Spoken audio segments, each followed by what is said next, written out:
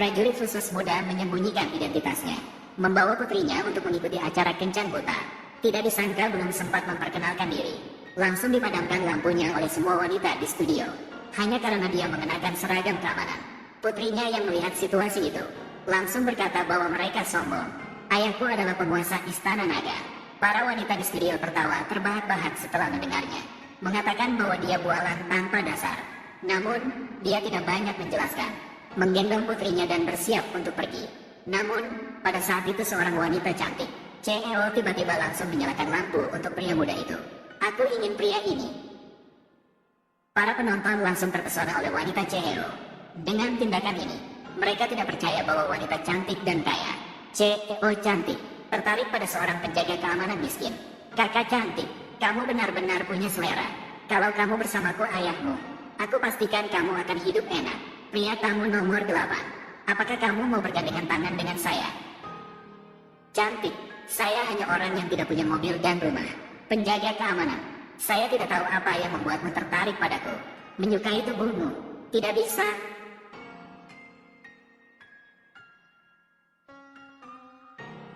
Tidak salah kan?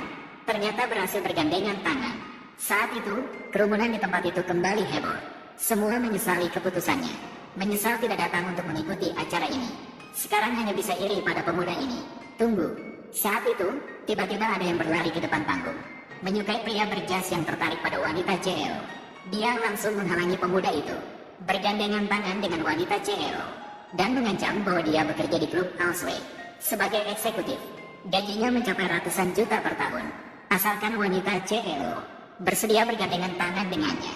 Dia berjanji akan membuatnya bisa makan enak dan minum pedas setiap hari. Ada 50.000 yuan di dalamnya. Cukup untukmu untuk melihat gerbang setahun setengah. Ambil ini, pergi. Ayah, menggemaskan, tidak bisa menahan diri. Lucu, ayah biasanya bilang apa padamu? Tidak boleh sembarangan bertindak. Orang miskin memang punya kesadaran. Tapi sebelum sempat berkata, pemuda itu langsung mengayunkan tinjunya ke arahnya. Langsung saja menghantam pria berjas hingga terlempar beberapa puluh meter. Pria berjas yang marah malu langsung ingin memanggil satpam untuk mengusir pemuda itu. Saat itu, wanita direktur justru bangkit. Lihat siapa berani. Pria berjas yang sombong mendekati wanita direktur, mengklaim bahwa acara ini adalah milik mereka. Diadakan oleh grup Ausway. Sebagai manajer dari grup Ausway, berhak mengusirnya dari acara ini. Namun wanita direktur tidak menganggap serius manajer tersebut, karena dia adalah ketua dari grup Ausway. Kemudian wanita direktur mengumumkan pemecatan manajer tersebut. Namun manajer tersebut justru tertawa terbahak-bahak setelah mendengarnya, mengatakan apa hak wanita cantik untuk memecatnya. Namun, tiba-tiba, wanita direktur hanya dengan sekali tepuk jari, seorang wanita cantik datang dari bawah panggung. Dengan sekelompok pengawal, langsung menamparkan manajer begitu tiba. Li Kai, mulai dari hari ini, kamu dipecat. Apa? Dia benar-benar adalah Nyonya Su. Setelah keluar, wanita direktur langsung bertanya apakah pemuda membawa kartu identitas. Pemuda terkejut setelah mendengarnya. Saat itu, putri mengeluarkan kartu identitas dari tas, mengatakan sudah menyiapkannya untuk ayah. Dengan cepat, keduanya tiba di kantor urusan sipil, mengurus surat nikah.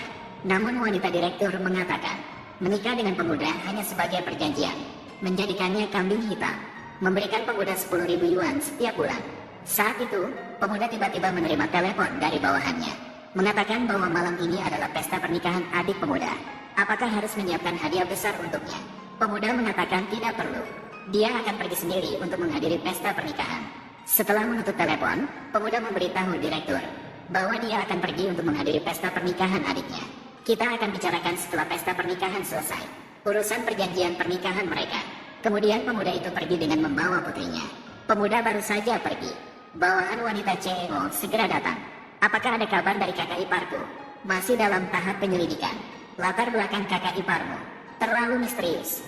Yedian sekarang adalah suamiku. Tidak boleh ada yang kurang.